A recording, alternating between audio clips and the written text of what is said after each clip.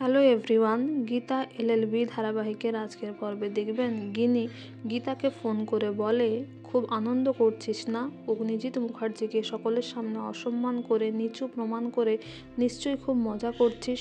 আমি কিন্তু আমার দেওরকে বলে দিব তুই এই বাড়ির যোগ্য বউ না, তোকে ডিভোর্স দিতে হবে। তোর ডিভোর্স আমি স্বস্তিকের সাথে করাবই।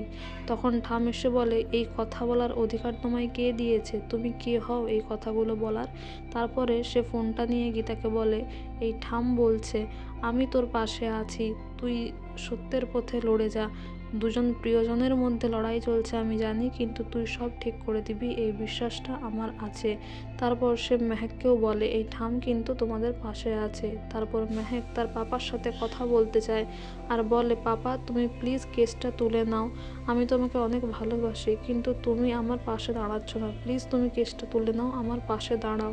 আর এদিকে সে গীতাকে জড়িয়ে ধরে বলে, তুমি তো ম্যাজিক জানো, তুমি প্লিজ সব ঠিক করে দাও, সব কিছু ঠিক করে দাও আবার আগের মতো। এরপর পদ্ম এসে বলে, তুমি কেন আজকে কোর্টে বললে না যে ওই বোমা ফাটলে তোমার প্রাণহানি হতে পারতো, তোমার মৃত্যু হতে পারতো, বস্তিটাও শেষ হয়ে যেতে পারতো, তুমি কেন এই বিষয়টাকে এড়িয়ে গেলে? তখন গীতা বলে, কিছু ফরেন্সিক প্রসেসিং রয়েছে, সেটা আগে হোক, তারপর সময় সুযোগ এলে সব হবে। এদিকে কৃপান ভজন মিত্তিরকে বলে, ওই মেয়েটা খুব ডেঞ্জারাস, গীতা এলএলবিকে ভরসা করা যায় না, ও কিন্তু নিজে কেস জেতার জন্য অনেক দূর যেতে পারে। আর ভজনও সেটাই ভাবে যে গীতার এক্স্যাক্টলি নেক্সট প্ল্যানটা কী।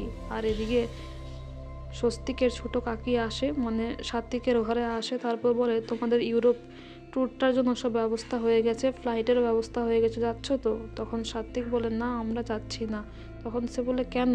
তখন বলে, আই হেট গিনিকে আমি মোটেও ভালোবাসি না, আমি যা করছি সব পাপার কথাই করছি, সেই মানুষটাকে আমি না করতে পারবো না তাই, কিন্তু ওর সাথে 15 দিন আমি থাকতে পারবো না।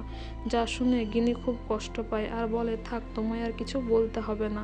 তারপর সে গীতাকে ফোন করে বলে, তোর জন্য একটা গুড নিউজ আছে, আমার স্বামী আমাকে ভালোবাসে না, সে অন্য কাউকে ভালোবাসে। তো বন্ধুরা, এই ছিল আজকের গীতা এলএলবি ধারাবাহিকের আপডেট।